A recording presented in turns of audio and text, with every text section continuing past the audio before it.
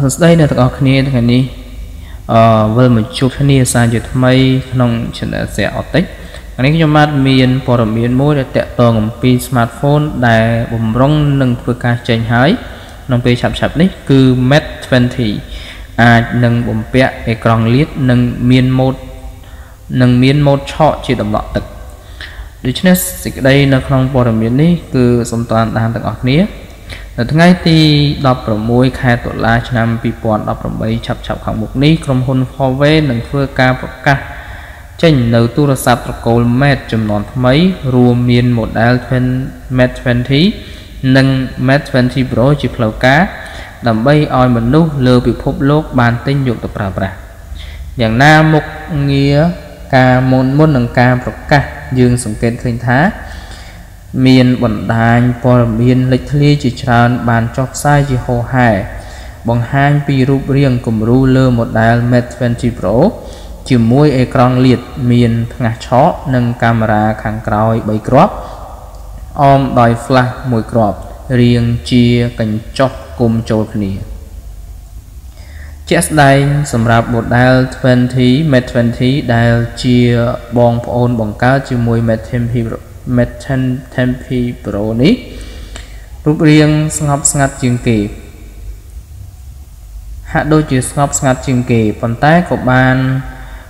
ប្រភពមួយចំនួនបានរំពឹងថារចនារូបរាងខាងទាំងមុខ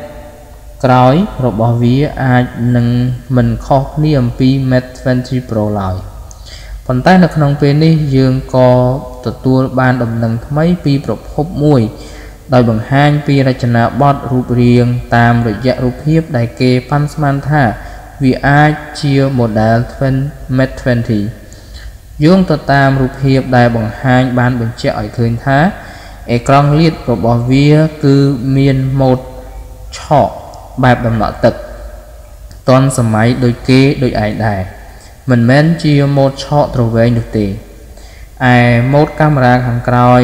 មិនមានអ្វីប្លែកនោះទេដោយវាមានកាណុងកាមេរ៉ាខាងក្រោយចំនួន3គ្រាប់អមដោយ flash 1គ្រាប់ជារាងជាកញ្ចក់គុំចូលគ្នាដដែលសរុបសេចក្តីមកចំណុចទាំងនេះគឺស្ថិតនៅក្នុងរូបរាងលេចធ្លោបំផុតដោយយើងមិនទាន់ដឹងច្បាស់ថាម៉ូដឆក់របស់វានឹងคล้ายជាម៉ូដដំណក់ទឹកឬម៉ូដទ្រវែងនោះទេឬអាចមានម៉ូដដំណក់ទឹកសម្រាប់តែ model Mate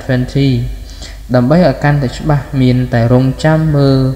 ព័ត៌មានប្រកាសផ្លូវការពី Huawei តែប៉ុណ្ណោះអញ្ចឹងខ្ញុំបាទមានព័ត៌មានប៉ុណ្ណឹងសូមអរគុណសម្រាប់តាមដានទស្សនាហើយកុំភ្លេចចុច like ចុច comment និង subscribe channel YouTube របស់ខ្ញុំបាទផងខ្ញុំបាទនឹងជួបអ្នកទាំងអស់គ្នានៅវីដេអូក្រោយ